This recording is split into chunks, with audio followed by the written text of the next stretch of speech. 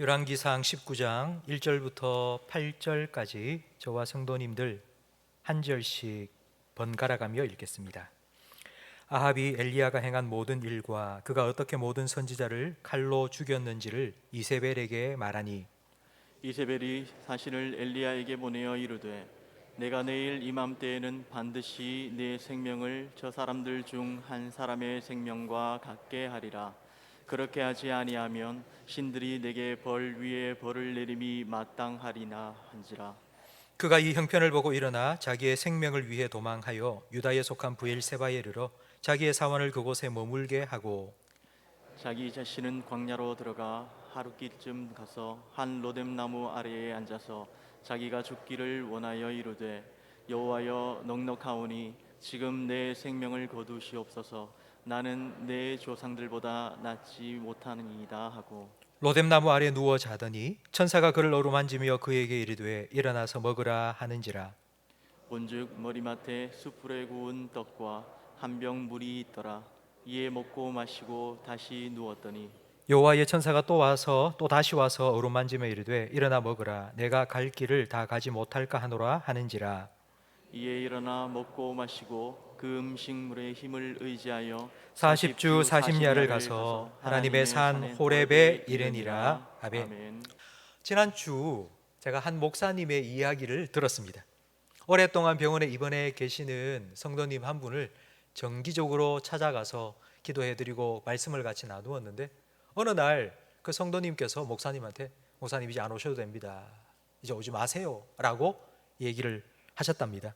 그래서 목사님은 내심 좀 섭섭한 게 있나, 왜 저런 말씀을 하시지 라고 생각을 하다가 그 성도님께 물었습니다. 아니, 왜 그렇게 생각을 하십니까? 왜 오지 말라고 하십니까? 그러니까 그 성도님이 솔직하게 자기의 생각을 털어놓는 것입니다. 목사님이 오셔서 저한테 이렇게 해보십시오, 저렇게 해보십시오, 이렇게 하세요, 저렇게 하세요, 이런 얘기를 많이 하시는데, 제가 들을 때는 그렇게 해야지라고 생각이 돼도 막상 하려고 하면 안 됩니다. 안 되는 걸 자꾸 하라고 하니 제가 마음이 부담이 되고 힘듭니다. 그래서 오지 않으셔도 됩니다 라고 이야기를 했다고 하십니다. 저는 그 목사님의 이야기를 들으면서 제 사역을 생각해 보았습니다. 저도 뭐 당연한 얘기, 다 아는 얘기, 뻔한 얘기 하라고, 성경 읽어라, 기도해라, 뭐 이런 얘기만 하고 있는 목사가 아닌지 제 사역을 돌아보았습니다.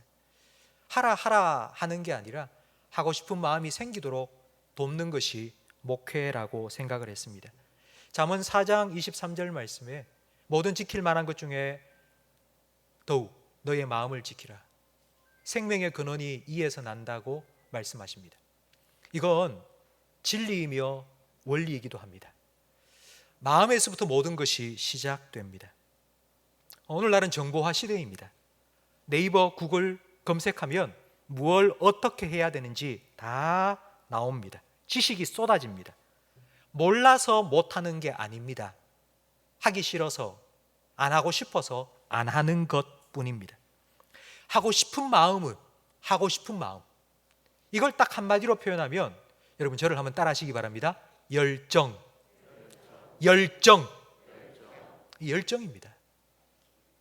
열정은 머리가 아니라 가슴을 뜨겁게 만들고 머리가 아니라 가슴을 뛰게 만듭니다. 여러분은 최근에 열정을 가지고 무슨 일을 하신 적이 있습니까? 열정을 가지고 했다, 그게 어떤 의미인지를 좀 제가 풀어서 설명을 해드리겠습니다. 자꾸 생각이 납니다. 자꾸 나이스 샷, 그 넓은 푸른 골프장에 막 늘 거기 가 있는 것 같은 생각이 듭니다. 그 생각만 해도 너무 좋습니다. 빨리 가고 싶다, 이런 마음이 드는 일, 혹시 여러분에게는 최근에 그런 열정을 가지고 하신 일이 있습니까? 반대로 열정이 사라지면 어떻게 될까요? 열정이 사라진다 그러면 진짜 아무것도 하기 싫을 겁니다. 식욕을 잃어버리면 산의 진미가 눈앞에 펼쳐져 있어도 손이 나가지 않습니다. 열정이 사라지면 기름이 떨어진 자동차와 같습니다. 아무리 최고급 승용차라 할지라도 기름 없이는 달릴 수가 없습니다. 그렇기 때문에 열정은 우리 인생에 우리를 살아가게 만드는 아주 중요한 연료입니다. 오늘 우리가 만나게 될 엘리야는 바로 이런 열정의 사람이었습니다. 엘리야의 마음속에는 열정이 있었습니다. 그 열정이 무엇인가 하니 우상 숭배로 가득한 이스라엘 가운데 하나님이 살아계심을 보여주고 이스라엘 백성이 하나님이 우리의 하나님이다 고백하는 걸 듣고 싶은 열정이 그에게 있었습니다. 그런 이 열정으로 갈멜산에 섰습니다. 그리고 바알의 850명의 선지자들과 기도 대결을 벌였습니다. 엘리야와 850명 바알 선지자와의 기도 대결은 누가 기도를 잘하나, 누가 기도를 오래 하나 대결이 아닙니다. 목숨 걸고 목을 내걸고 하는 영적 전쟁입니다. 이 전쟁에서 엘리야는 대승을 거두었습니다. 하나님께서 엘리야의 기도에 불로 응답하셨기 때문입니다. 그런데 그 다음 날,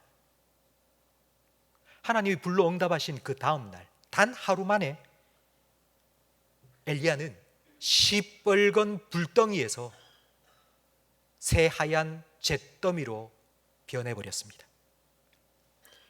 그 이유가 2절 말씀에 기록되어 있습니다. 이세벨 왕비가 내가 고용한 850명의 바알 선지자를 네가 죽였어? 너도 죽을 거야 라고 말했습니다. 그 말 한마디 때문에 엘리야의 열정은 하나도 남김없이 다 사라져 버렸습니다. 성도 여러분, 과연 이세벨이 엘리야를 죽이려는 마음을 가졌을까요? 그런 마음은 있었겠죠. 그러나 죽일 수 없습니다. 만약 이세벨이 엘리야를 죽이려고 마음을 먹었다면 사신을 보내는 게 아니라 자객을 보내든지 군대를 보냈을 겁니다. 불로 응답하는 그 장면을 이스라엘 백성들이 다 봤습니다. 이스라엘 백성들은 엘리야가 참 하나님의 선지자라는 것을 다 압니다. 백성의 지지를 받는 엘리야를 쉽게 죽일 수 없습니다. 그런데 겁만 주기 위해서 위협했습니다. 한마디 말한 것뿐입니다. 그런데 그 말을 듣고 엘리야는 무너져 버렸습니다. 어제까지 엘리야의 마음은 하나님으로 가득 차 있었습니다. 그런데 하루 만에 엘리야의 마음은 이세벨로 가득 찼습니다. 어떻게 이럴 수 있습니까? 손바닥을 뒤집듯이 단 하루 만에 어떻게 사람이 이렇게 변할 수 있습니까? 어제는 주여 믿습니다, 믿음으로 살겠습니다, 주여! 그렇게 부르짖고 기도했는데 아침에 눈 딱 뜨고 나니 아이고 못 살겠다, 죽겠다. 여러분, 이럴 수 있을까요? 여러분은 어떠세요? 어제 오늘이 아니라 아침 저녁으로 그렇지 않습니까? 1시간 전과 1시간 후가 다르지 않습니까? 1분 전과 1분 후가 다르지 않습니까? 물 위로 걸어오시는 예수님을 베드로가 보고는 주님이시면 저도 걸어오라 하십시오. 그래서 예수님께서 오라 불렀습니다. 베드로는 조심조심 배에 난간을 짚고 한 발 한 발 물 위에 발을 디디며 예수님을 향하여 걸어갔습니다. 예수님 바라보고 걸어가다가 바람이 불고 풍랑이 일자 그러다가 그만 물속으로 가라앉았습니다. 왜 이런 일이 일어날까요? 1분 전까지는 물 위를 걸었습니다. 그런데 1분 후 물속으로 가라앉아 버렸습니다. 주님을 바라보던 시선이 주변을 바라보기 때문입니다. 오늘 본문 3절 말씀에 엘리야가 왜 이렇게 되었는지 설명해 주고 있습니다. 그가 이 형편을 보고, 형편이라는 말은 일이 돌아가는 상황입니다. 이런 말을 자주 하시죠. 내 형편에 뭘 해? 지금 그럴 형편이 아니야. 이런 말 많이 하지 않습니까? 내 형편, 지금 내 처지 보니 아무것도 할 수 없다는 겁니다. 지금 엘리야가 자기 형편을 보니 야, 내 주제에 감히 왕을 상대해? 내 주제에 이세벨 왕비를 내가 어떻게 할 수 있겠어? 나 이제 죽은 목숨이야. 나 이제 끝났어. 단 하루 만에 손바닥 뒤집듯이 엘리야가 열정의 사람이 확 식어버린 겁니다. 하워드 핸드릭스 목사님께서는 이 현상을 이렇게 설명했습니다. 망원경을 거꾸로 들었다. 망원경을 바로 들고 보면 멀리 있는 것이 아주 가깝게 보입니다. 그런데 그 망원경을 한순간에 거꾸로 딱 들고 보면은 가까이 있던 것이 저 멀리 보입니다. 어제는 하나님이 정말 가깝게 느껴졌습니다. 내가 기도하기만 해도 하나님께서 금방 응답해 주시고, 하나님께서 나를 사랑하신다 말씀해 주시고, 하나님과 너무 친밀함을 느꼈는데, 그런데 단 한순간 망원경을 딱 뒤집어서 보는 순간 그 하나님이 저 멀리 계시고 주변에 일어난 상황은 너무 좋지가 않은 겁니다. 엘리야는 그 순간 마음이 무너져 버렸습니다. 그리고 자기의 목숨을 구하기 위해서 브엘세바까지 도망을 쳤는데, 브엘세바까지 거리가 200km입니다. 대구에서 대전까지 거리를 달려간 겁니다. 그리고 브엘세바의 한 로뎀 나무 아래 앉았습니다. 그리고 이렇게 기도합니다. 하나님, 죽여주십시오. 나 죽겠습니다. 진짜 죽겠다는 뜻이 아니고요, 나 꼼짝 못하겠습니다. 나 기운 다 빠졌습니다. 나 열정이 바닥났습니다. 나 살 의욕이 단 1도 없습니다. 다 사라졌습니다. 성경에 나오는 가장 강력한 하나님의 역사 중에 하나인 갈멜산 불의 응답을 경험한 지 단 하루 만에 하나님으로부터 눈을 돌려 자기의 형편과 처지를 바라보니 엘리야가 이렇게 된 것입니다. 엘리야가 열정을 잃어버린 두 번째 이유, 그것은 바로 자기 자신의 필요를 소홀히 여겼기 때문입니다. 요 며칠 동안 엘리야에게 일어난 일들을 한번 생각해 보시기 바랍니다. 참 많은 일들이 있었습니다. 갈멜산에서 목숨 걸고 하나님의 응답을 부르짖었습니다. 그리고 다시 산꼭대기에 올라가서 7번 무릎 사이에 머리를 파묻고 비를 달라고, 가뭄을 그치게 해달라고 기도했습니다. 그리고 비가 내릴 때에 그 갈멜산에서부터 아합의 궁이 있는 이스라엘까지 50km를 아합의 마차 앞에서 뛰어갔습니다. 그리고 이세벨의 위협을 받고는 200km를 도망쳤습니다. 그리고 지금 로뎀 나무 아래 털썩 쓰러져 있습니다. 여러분, 지금 엘리야의 상태가 어떤지 충분히 짐작이 되시죠? 기진맥진, 정말 꼼짝할 수 없습니다. 정말 손가락 하나 까딱할 수 없을 정도로 완전 기진맥진한 상태입니다. 하나님께서는 사람을 만드실 때 몸과 마음을 하나로 만드셨습니다. 영과 육을 하나로 만드셨습니다. 그래서 몸이 아프면 마음도 덩달아 힘들어집니다. 마음이 지치면 몸도 함께 힘들어집니다. 제가 신학교 다닐 때 목회학이라는 수업을 들었는데요, 목회학이란 건 어떻게 목회를 하느냐, 그 목회학 중에 하나가 회의를 인도하고 진행하는 법도 가르쳐 줍니다. 근데 그 목회학 교수님이 이런 말씀을 하셨습니다. 배고플 때 절대로 회의하지 마라. 배고플 때는 짜증이 난다. 그래서 회의를 할 때에 빨리 끝내려고 대충 결정을 하든지, 아니면 배고파서 서로 싸운다. 그러니 절대 배고플 때 회의하지 마라. 좀 피곤하면 쉬었다 하면 됩니다. 좀 음식도 먹고 기력을 차리고 중요한 결정 좀 미루어서 하면 됩니다. 이 원리는 가정에서도 반드시 지켜야 됩니다. 성도 여러분, 여러분은 여러분 가정을 위해서, 자녀를 위해서 헌신한다고 생각하시죠? 내가 우리 가정을 지켜야지, 그리고 우리 자녀를 위해서 내가 열심히 일해야지. 아마 모든 성도님들 다 그렇게 생각하실 겁니다. 그래서 나는 먹고 싶은 것 안 먹고 자녀에게 다 먹이고, 나는 입고 싶은 것 안 입고 자녀에게 좋은 것 다 사주고, 이렇게 열심히 노력하고 애쓰는데 자녀가 알아주지 않는다 생각이 되면 섭섭한 마음이 듭니다. 그러다가 어느 날 한순간에 폭발합니다. 내가 조금만 힘들어도 갑자기 짜증이 막 있습니다. 나를 돌보지 않고 자녀를 돌보고 가정을 섬긴다고요? 그러다가 내가 피곤하고 힘들어지면 내가 짜증내고 내가 화내는 것이 고스란히 자녀에게, 가정에 그대로 다 전해집니다. 자녀에게 줄 수 있는 가장 큰 선물, 그건 바로 건강한 나 자신입니다.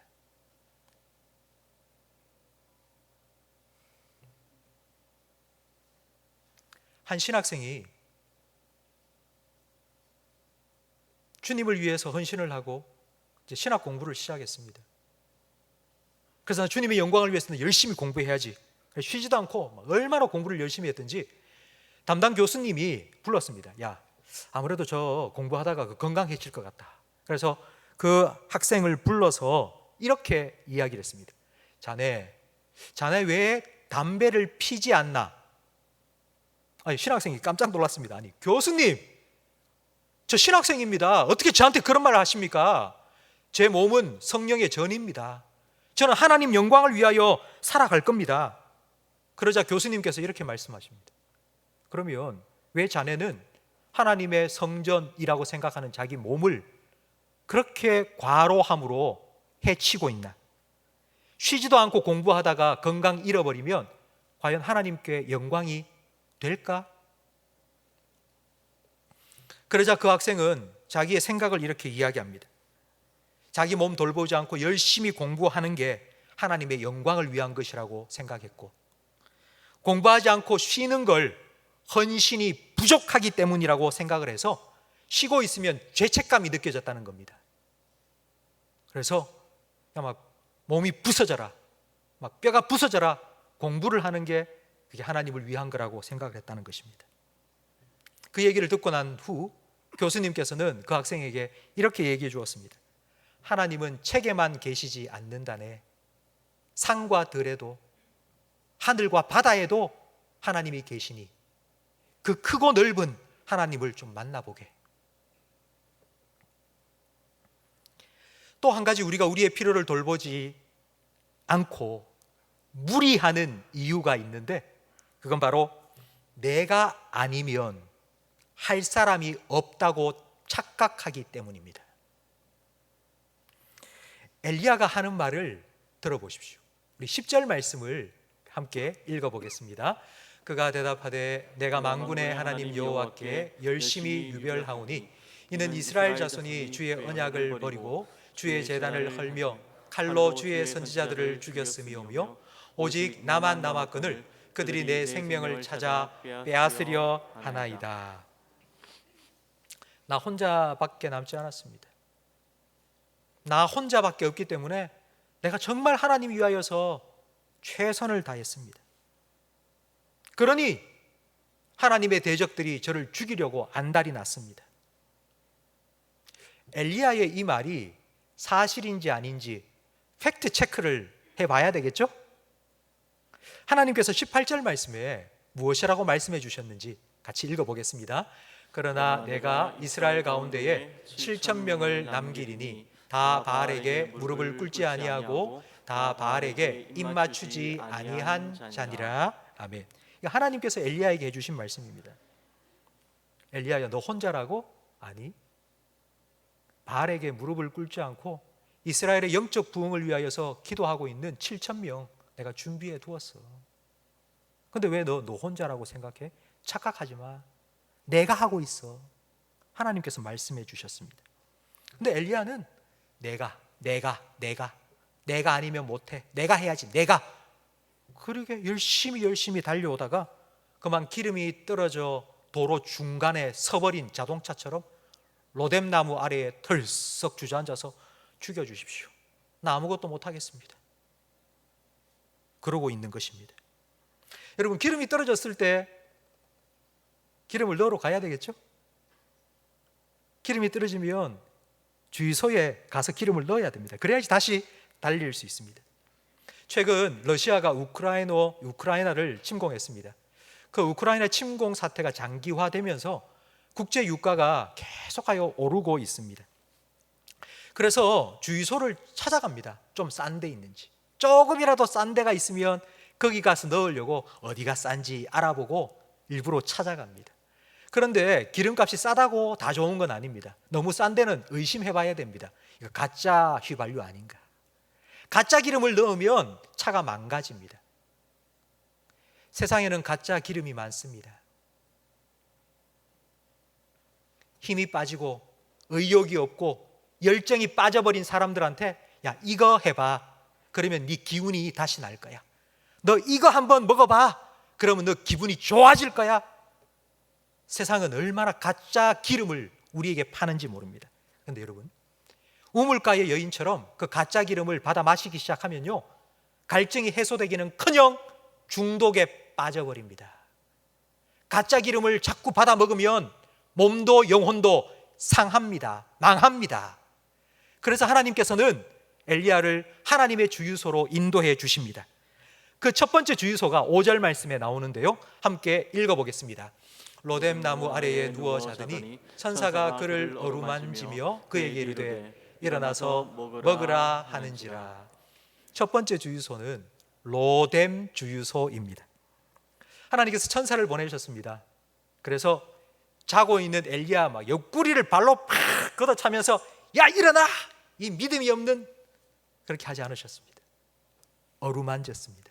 깨우셨습니다. 그리고는 떡과 물을 주셨습니다. 이거 먹어라.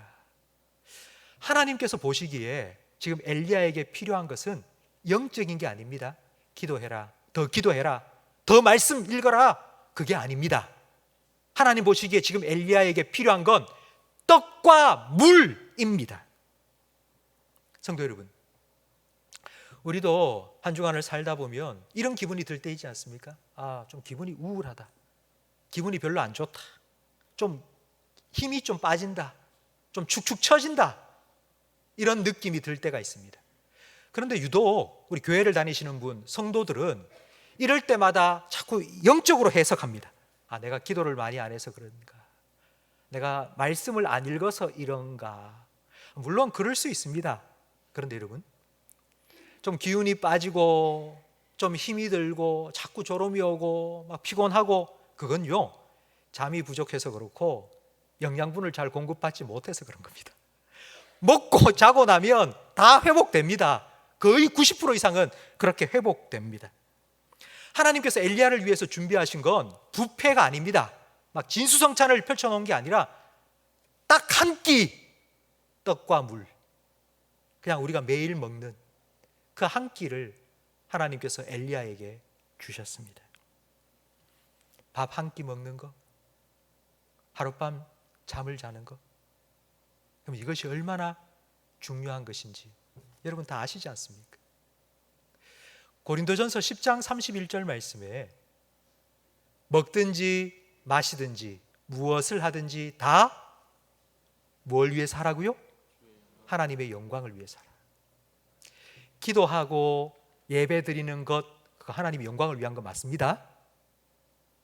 근데 그것만 하나님의 영광을 위한 게 아니고 먹고 자고 하는 것도 하나님의 영광을 위한 것입니다. 엘리야는 지금 완전 기진맥진했습니다. 나 죽고 싶습니다. 나 못하겠습니다. 꼼짝을 못하겠습니다. 하나님, 나 차라리 죽여주십시오. 왜요? 잘 먹고 잘 자고 힘을 얻어야지 하나님 영광을 위하여 살든지 말든지 할 거 아닙니까? 그게 안 되니까 지금 너무너무 지쳐서 기진맥진해 있는 것입니다. 그래서 하나님께서는 엘리야에게 일용할 양식을 공급해 주셨습니다. 이렇게 먹고 자고 기력을 회복한 엘리야가 일어나서 다음 주유소를 향하여 갑니다. 40일 동안 걸어가는데 그 다음 주유소가 어디인지 우리 8절 말씀을 함께 읽겠습니다. 이에 일어나 먹고 마시고 그 음식물의 힘을 의지하여 40주 40야를 가서 하나님의 산 호렙에 이르니라. 아멘.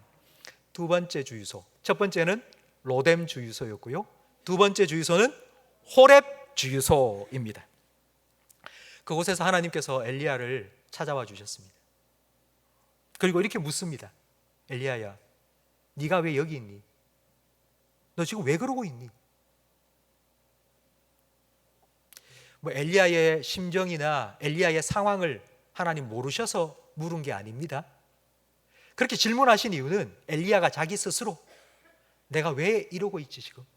자기 스스로 자기를 돌아보고 깨닫도록 하기 위해서 하나님 질문하신 겁니다. 엘리야가 그 하나님의 질문에 마음을 터놓고 이렇게 대답합니다. 주님의 선지자들, 하나님의 선지자들 다 죽었습니다. 나만 남았습니다. 그들이 나도 죽이려고 합니다. 아까 우리가 봤던 10절 말씀, 그게 엘리야의 대답입니다. 그런데 여러분, 사실은 맞는 것 같긴 맞는 것 같은데요, 이 엘리야의 대답에서 한 가지 빠진 게 있습니다. 자기가 한 일도 거기에 들어있고 자기가 지금 당하고 있는 일도 들어있는데 한 가지 빠진 거, 그게 바로 하나님이 하신 일입니다. 하나님께서 불로 응답해 주셨죠. 그걸 이스라엘 백성들이 다 보고 야, 하나님이 살아계신 하나님이라고 다 하나님을 인정하고 고백했습니다. 그 말은 쏙 빼놓았습니다. 자기 자신의 자기 연민에 갇혀서 나 때문에 내가 못해서 나 혼자 이러고 있고 나는 이제 살 가망이 없고 그렇게 자기 세계에 갇혀 있는 그 엘리야를 하나님께서 불러, 야, 좀 나와라. 그 안에 있지 말고 좀 나와. 하나님께서 불러내시고는 산 위에 세우셨습니다. 그리고 그 엘리야 앞에 바위를 부서뜨리는 바람이 불어오게 하셨고요. 그리고 지진을 일으키셨고요. 그리고 불이 지나가게 하셨습니다. 그런데 그 바람과 지진과 불 가운데 하나님 계시지 않았습니다. 그 후에 세미한 음성 가운데 하나님께서는 엘리야를 불러주시고 만나주셨습니다. 왜일까요? 왜 하나님은 불과 지진과 바람 속에서 만나주시지 않고 왜 세미한 음성 가운데 엘리야를 만나주신 걸까요? 지금 엘리야가 기대하는 건 다시 갈멜산에서 불 떨어졌던 것처럼 한 번 더 그런 기적을 원하는 거 아닙니까? 하나님, 한 번 더 불을 내려주십시오. 나를 죽이려고 하는 저 이세벨이 사는 저 왕궁에 불을 내려주십시오. 지진을 일으켜서 다 무너지게 해주십시오. 엘리야가 원하는 게 그거 아닙니까? 근데 하나님께서는 바람과 지진과 불 가운데가 아니라 세미한 음성 가운데 엘리야를 만나 주셨습니다. 왜냐하면 엘리야가 지금 여기에 있는 이유가 무엇입니까? 누구 때문입니까? 이세벨 때문입니다. 이세벨의 말 한마디 때문입니다. 내가 너 죽일 거야. 그 말 한마디, 그 협박 한마디 듣고는 꽁지 빠지게 도망쳐서 여기까지 온 것입니다.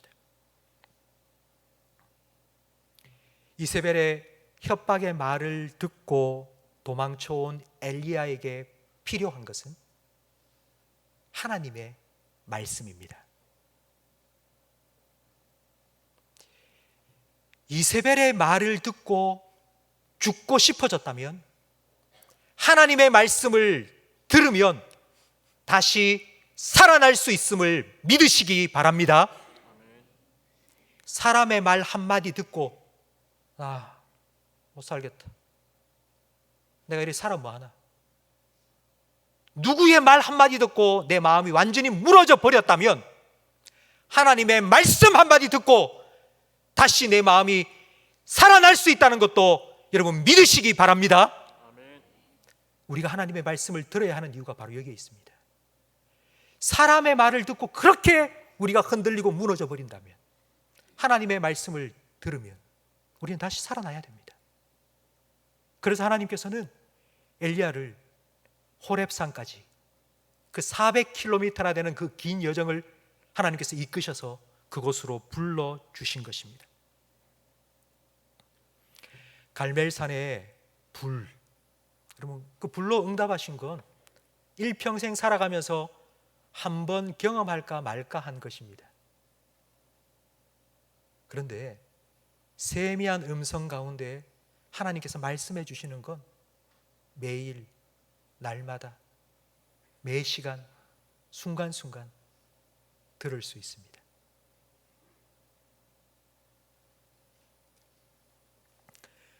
로뎀 주유소에서 일용할 양식을 공급받았다면 호렙 주유소에서는 일용할 은혜를 공급받았습니다.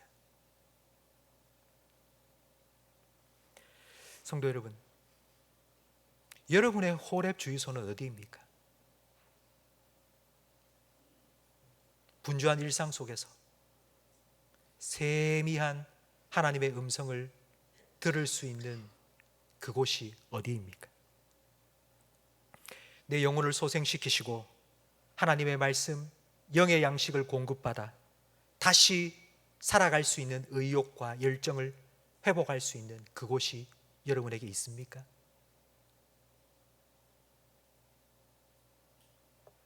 하나님을 만나기 위해서 찾아갈 은혜의 보좌, 그곳이 여러분에게는 어디입니까? 그곳에 가야지 우리는 우리의 형편을 바라보는 것이 아니라 다시 하나님을 바라볼 수 있습니다. 하루 일과를 시작할 때 여러분 아침에 눈을 딱 뜨면 제일 먼저 무슨 생각을 하십니까? 아침에 딱 눈을 뜨면 오늘 뭐 해야 되는데, 오늘 내가 해야 될 일 이거 오늘 또 누구 만나서 뭐 하고 아침에 눈 뜨자마자부터 삶의 무게가 얼마나 크게 막 짓누르는지. 그러면 사는 게 아니라 정말 생존하는 것 됩니다.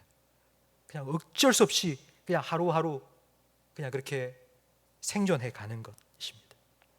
근데 하루 일과를 시작하면서 하나님을 생각해 보시기 바랍니다. 하나님의 세미한 음성, 나에게 들려주시는 그 세미한 음성에 귀를 기울여 보십시오. 하나님께서 여러분에게 말씀하십니다. 내가 너를 사랑한단다. 내가 너와 오늘도 함께 할 거야. 그 하나님의 음성을 듣고요, 그리고 하루를 살아가면서 여러분 스스로에게 이야기해 주십시오. 이렇게, 웅재야, 하나님이 너를 사랑하신대.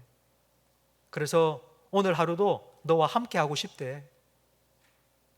하나님이 너 지켜주실 거야.